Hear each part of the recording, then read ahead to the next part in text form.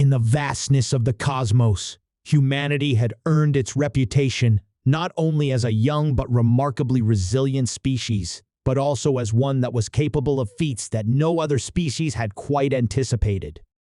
The term Deathworlder was often applied to humanity by other species, and though many of them found the term humorous or even disparaging, humanity wore it with pride. They had grown accustomed to the most extreme environments and hostile creatures, evolving over millennia to be survivors, to thrive where others might falter or perish. Their adaptability was unmatched, and their ability to heal from the most grievous wounds had often made other species question whether the human body was, in fact, something of a mystery. This reputation had been earned through countless hardships faced on Earth and beyond.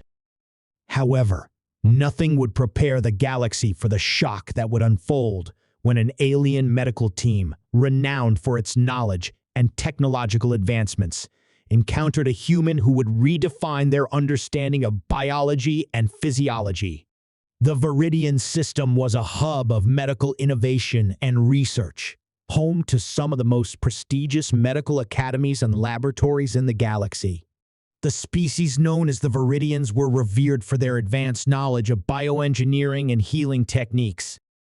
Their medical technologies allowed them to regenerate entire limbs, cure diseases that were once considered untreatable, and reverse aging in many of their own kind.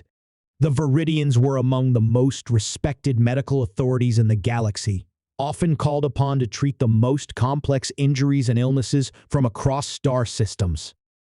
They were used to seeing remarkable recoveries, patients who defied the odds and survived even when all seemed lost.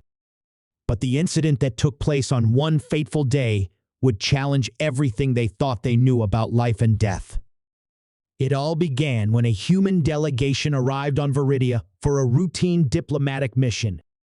Among them was Captain Alexander Cade, a seasoned veteran of humanity's military forces. Cade had seen his fair share of combat, having fought on numerous dangerous planets and even engaged in several skirmishes with hostile alien factions.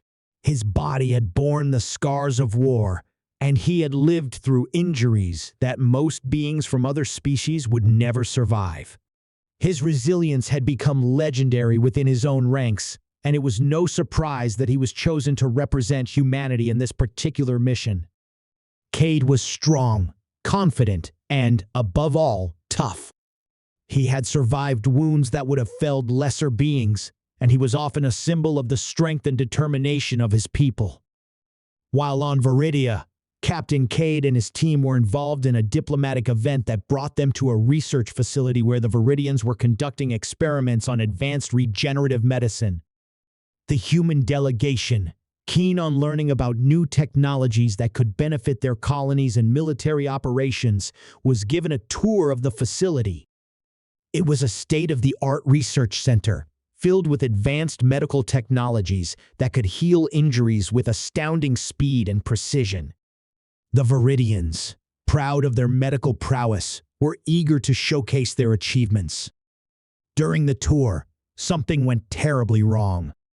An unforeseen accident occurred in one of the research chambers, and a piece of malfunctioning equipment went into overdrive. It sent a surge of energy through the room, causing a massive explosion that shook the facility to its core.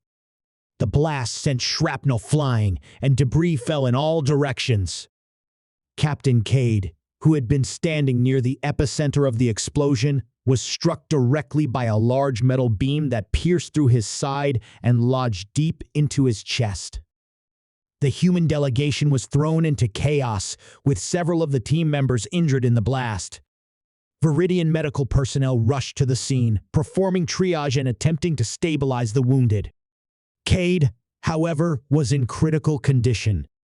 The metal beam had torn through his body, and the wound was catastrophic. His heart had been damaged, and he was bleeding out rapidly. It seemed like a certainty that he would not survive. The Viridians, despite their vast medical knowledge and technology, were unable to save him. His injuries were too severe, too far beyond their capacity to heal. In their panic and urgency, the Viridians quickly transported Cade to their medical bay, where a team of the most experienced doctors worked frantically to stabilize him. They connected him to various life support machines, attempting to slow the bleeding and stabilize his vitals. They used their advanced medical nanobots, designed to repair tissue and cells, and applied a variety of other technologies to stabilize the human body. Yet, despite their efforts, Cade's condition continued to deteriorate. His heart rate had dropped to dangerously low levels, and his blood pressure was non-existent. The Viridians had faced many life-threatening injuries, but they had never seen anything like this before. Their technology could heal most injuries, even those that would be considered fatal to most species, but this was beyond anything they had encountered. The wound was so catastrophic that the doctors believed it would be impossible to save him. The lead doctor, Teal'c, a Viridian renowned for his knowledge of bioengineering and trauma care, looked at Cade's condition with an expression of disbelief. He had been involved in treating many humans over the years, and he had seen their ability to withstand injuries that would have killed most other species. But this was different. In Teal'c's extensive career, he had never encountered a species that could survive an injury so severe. He had thought that humans were resilient indeed. Their reputation as Deathworlders was well known. But as he reviewed the scans and readouts, he came to a grim realization. Cade was not going to survive. Not unless something miraculous happened. As the Viridians continued their frantic efforts, a moment of profound silence passed through the room. Cade's body was failing. The doctors exchanged uncertain glances. Teal'c prepared to deliver the final verdict to inform the human delegation that Captain Cade's injuries were beyond even the most advanced treatment their technology could offer. But then, something extraordinary happened. Cade's body, battered and broken as it was, began to respond. His heart, which had stopped beating just moments earlier, gave a faint, irregular thump.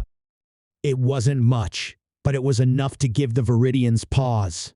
They watched in astonishment as the human's body began to repair itself, slowly at first, then with increasing speed. The tissue around the wound began to regenerate. The bleeding slowed and then stopped altogether.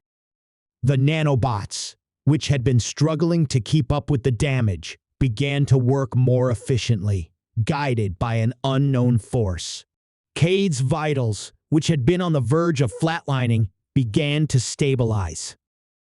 Teal'c and the other Viridian doctors stood in stunned silence. This was impossible. In all of their medical advancements, they had never seen a recovery like this. It was as if Cade's body was actively fighting against the damage, healing itself in ways they couldn't explain. The Viridians were used to seeing miracles every day. They performed surgeries that restored limbs and cured illnesses, but this was something else entirely. This was a human who, against all logic and reason, was surviving an injury that should have been fatal. The Viridians' advanced medical technology had been rendered almost irrelevant in the face of the human body's resilience. The doctors were baffled, unable to comprehend the mechanisms at play. How was it possible? How was it that the human body, so vulnerable in many ways, could also withstand such catastrophic trauma and heal itself so quickly? There were no precedents in Viridian medical history for such a phenomenon.